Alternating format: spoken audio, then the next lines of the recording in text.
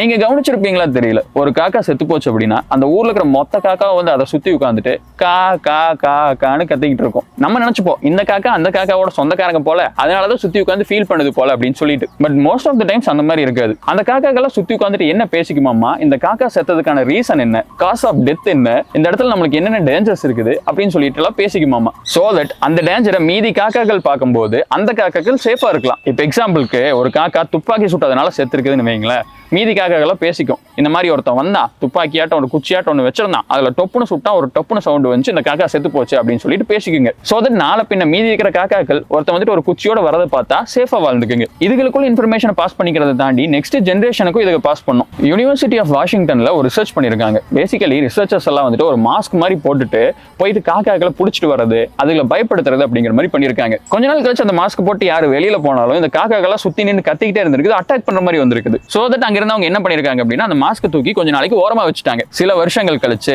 Same mask போட்டு வெளியில போயிருக்காங்க. அங்கிருந்த எல்லா காக்காவும் கத்தி இருக்கு. அதுகளோட ஞாபக சக்தி எவ்வளவு அதிகமா இருந்திருக்குன்னு யோசிச்சு பாருங்க. இதுல எனக்கு ஆச்சரியமா இருந்த விஷயம் என்னன்னு கேட்டீங்கன்னா, அந்த மாஸ்க் போட்டு போகும்போது சில யங்கான காக்காக்களும் கத்தி இருக்கு. ஆனா அந்த காக்காக்கள் சில வருஷத்துக்கு முன்னாடி போயிட்டு காக்காக்களை பயப்படுத்தும் போது பிறந்திருக்காது. இது என்ன ப்ரூவ் பண்ணுதுன்னா, காக்காக்கள் அதுகளோட இன்ஃபர்மேஷனை வந்துட்டு நெக்ஸ்ட் ஜெனரேஷனுக்கு பாஸ் பண்ணுது. அது லாங்குவேஜ்ல இந்த மாதிரி ஒருத்தர் வியடா வருவான், அவனை பார்த்தா கொஞ்சம் சேஃபா இரு அப்படிங்கிற மாதிரி சொல்லி கொடுத்துருக்குது. எனக்கு இது பயங்கர ஆச்சரியமா இருந்துச்சு.